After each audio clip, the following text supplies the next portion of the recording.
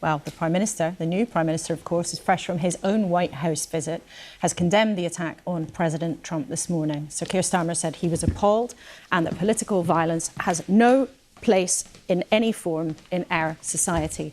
Well, his colleague, Lucy Powell, is the new leader of the House of Commons. Welcome to the studio in your new role. And we must start then with your reaction to what has happened in America.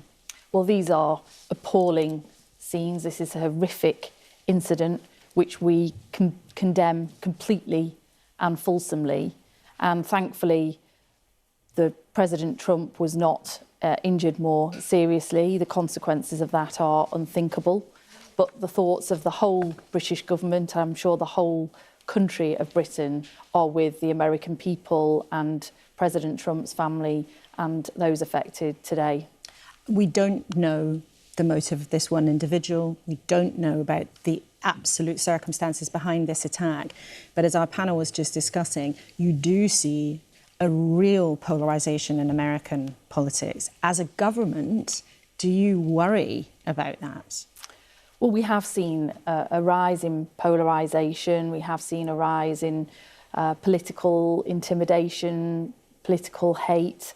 Obviously, you've already been discussing, we've seen the murder of two of my colleagues, my good friend Joe Cox and David Amess, a wonderful MP as well. So we have to take these issues incredibly seriously. We've seen necessary improvements to the security of MPs and to those seeking office as elected candidates. Thankfully, this election didn't have any serious incidents involved in it, although we have seen incidents of intimidation and deep fake and news and disinformation and misinformation being spread online about people.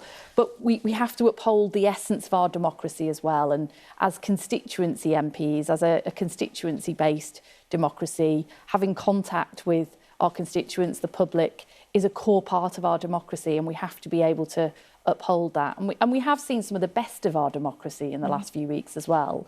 People took to the ballot box to vote for change, and boy, have they got change. And we're an incoming government who recognises that we need to govern in the interests of the whole country and really deliver on that mandate of change that people have given us. And we'll come to your plans for the King's Speech this week in just a second. But although, as you say, there don't appear to have been any very serious incidents, mercifully, in our election campaign, there is plenty of evidence of real intimidation, what many of our viewers would look at and think is real harassment, potentially criminal behaviour.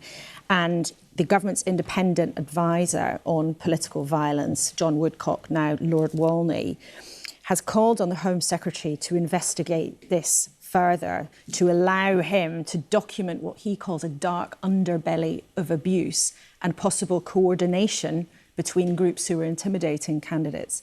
Do you think that people who were trying deliberately to intimidate MPs may have been doing so in a coordinated manner?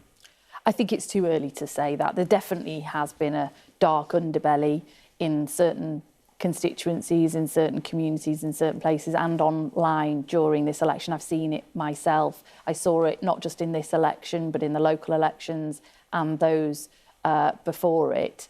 Our Security Minister, our new Security Minister, Dan Jarvis, has been speaking to every individual affected over this campaign. The Home Secretary is looking at these issues. The Speaker has been very clear about it as well. We have put in place a lot of extra security measures, but we've got to look at this in the round. You know, where is this coming from? Where is this hate being spread? How is it being spread? What does it lead to? The dehumanisation of politicians, and where that is veering into harassment, intimidation, and in some cases, violence. That, as you say, individual incidents on their own may not cross a criminal threshold, but taken together are a disturbing, worrying pattern that we need to tackle. But we've heard from Kim this morning already. It's 8 years since Joe Cox was killed. I know she was a close friend of yours as well as Kim's sister. She doesn't think that progress is being made. And we have heard from our politicians time and again, yes, we must take this seriously. But evidence from this election campaign appears to suggest that actually things have been getting worse. Well, look, we are in very fast-moving times, and I think the rise of information being spread, or disinformation, misinformation, deep fakes we've seen in this election as well, purporting to be particular politicians and then proven to be completely deep fakes. You know, the new technologies, the new way of sharing, you know, that has grown exponentially, unfortunately, since Joe's murder and other incidents. And I wrote about that at the time, and we are seeing that radicalising some people and informing their opinions incorrectly. So we've got to look at the root causes as well. We've got to look at the root causes, absolutely. And the measures have been put in place over recent years. We have got the Online Safety Act, thankfully, but we need to look at further measures there as well. And the Home Secretary will is taking this incredibly seriously. But quite a lot of your colleagues I've been speaking to in the last few days believe that this election was actually a tipping point where people were using intimidation as an electoral tactic. They were using intimidation to try to win seats. And some of your colleagues lost their seats. You know, one of them in particular, Jonathan Ashworth, lost his seat, and there's now an investigation into what happened there. But do you think that this election, we saw something new? We saw intimidation as an electoral tactic, not just people wanting to have a go at an MP? It is evolving all the time, and I've seen some of the footage relating to Jonathan Ashworth and other of my colleagues, Rushanara Ali, others have been subject to that, and those things are being looked at, and there are some questions, very serious questions to answer there. And I think the police need to also, I mean, the police in Greater Manchester in my area took these issues very seriously when they were reported. I don't know that that was the case across all police forces, but I think upholding our democracy, because this is not about individual politicians seeking sympathy or wanting more security. This is a fundamental issue about upholding our democracy, people being able to freely vote for who they want to vote for, people being able to stand for election without fear of intimidation, abuse and harassment. These are core values that represent our country, and we take them very seriously. And what I'd also say is that part of what the Prime Minister has done since he's become Prime Minister only a week or so ago is to try and reset the tone of the political debate in this country. He is governing for everybody, no matter who they voted for, every part of the country. He wants to bring people together, taking down the pressure and the polarisation in our politics. And I think that's really important too, because we have seen the best of our democracy as well in recent weeks. People voted for change, they've got change, and we're going to help deliver that change. Okay, well, let's talk about what some of that might look like. We've got less time this morning than we would normally have to look ahead to the King's speech, but you are announcing, we expect, a huge number of things, maybe 35 bills, sets of new laws. We can just have a look at some of them here. You're going to have planning reform, you're going to talk about house building, you're going to talk about all sorts of things, setting up GB Energy, a clean, green energy company, a national one for the first time.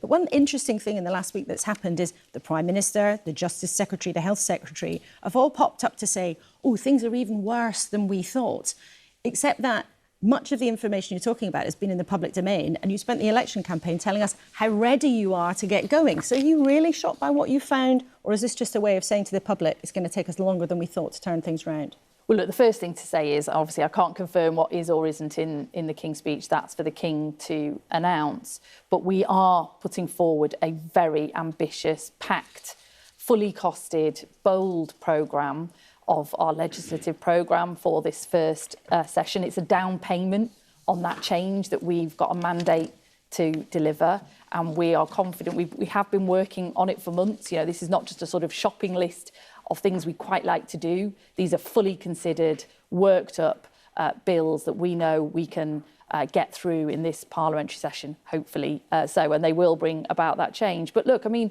I think there's no question that in this election, what we were saying, what other people were saying, is that many aspects of our country were broken.